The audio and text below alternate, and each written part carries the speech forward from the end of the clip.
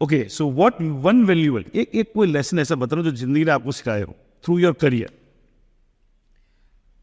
एक करियर में एक लेसन ना, if comes up fine, doesn't comes up fine. नहीं ना, it comes up and I think this is a better platform to share. हाँ हाँ, आपने शायद सुल्तान पिक्चर देखी होगी। ओके। सुल्तान पिक्चर के अंदर एक बार उसके गुरुजी उसको या फिर लड़की उसको मना कर देती है, तो अपने वो फादर के पास जाता है। हाँ, तो उसके फादर ने उसको एक बहुत ही बढ़िया चीज़ की होती है कि बेटा, कभी लाइफ में इज्जत कमाने की खातिर बेइज्जती होनी जरूरी है। ओ, मैंने भी वो बेइज्जती झेली है, ओहो, एंड और बहुत खराब झेली है। एंड वो चीज़ मैं पब्लिक फोरम में नहीं शेयर कर सकता हूँ, मगर ये सच में वर्क करती है। अगर आपको कोई आदमी पब्लिकली डिसरिस्पेक्ट करता है, इंसल्ट करता है, तो वो चीज़ आपको 100% चुभती है, और वो इतनी जोर से चुभती है ना कि वो आपको आकाश की ऊंचाई तक लेके जाए। I am not interested in the name incident, but वो इंसिडेंट शेयर करने में आप कंफर्टेबल तो? हाँ, हाँ, दैट वाज द पर्पस है कि उससे लोग इस तरह की भी लाइफ में घटना होती है और वो बंदा यहाँ तक पहुंच सकता है।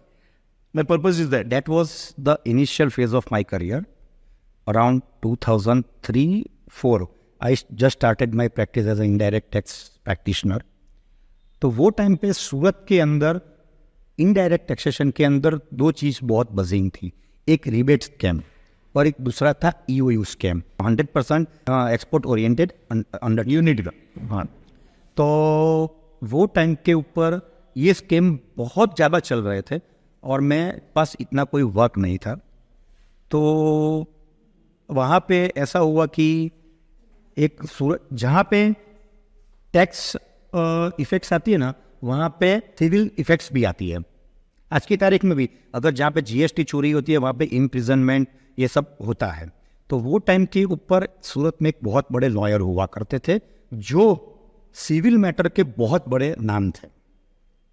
तो मेजोरिटी जो भी ये स्कैम वाला मैटर था ना, उसकी बेल के लिए या फिर सिविल मैटर के लिए केस उनके पास ही जाता था। यानी he was taking only person. हाँ, हेफ्टी फीस। गॉट। वो ज़माने की बात हूँ, आज से 20 ईयर्स बैक। तो मैंने बोला कि शायद मैं उनके पास जाऊँ, तो उनके पास जो क्लाइंट आए हैं वो तो खाली सिविल मैटर करते हैं, तो टैक्स मैटर के लिए वो मेरे को रिफ़र करें। हाँ, इट्स अ कोलैबोरेशन और it's a collaboration sort of thing. तो मैं उनके पास गया था, तो he made me sit for couple of hours outside he chamber. 2 घंटे बिठाए रखा मेरे को। They later on he called me कि भाई आओ अंदर। मैं गया अंदर, तो he was sitting on his chair, keeping on legs on the table. Oh, yes, just like अपने पिक्चर में आप ना अभी तो बैठता है, जब तक कुर्सी नहीं दिया तो बैठूंगा था। तो वो ऐसा से वो बैठा हुआ था। तो बोला बैठो। मैं कुछ I called him sir, this is the reason I came to meet you, और मुझे आपसे इस तरह से कोई कोलैबोरेशन की उम्मीद है। Then he insulted me like anything. The word use by him was not even I can speak out in word, मगर इतना कह सकते सिर्फ रोना बाकी था। इतनी खराब तरीके से मेरा इंसल्ट किया। फिर वो मोमेंट रहा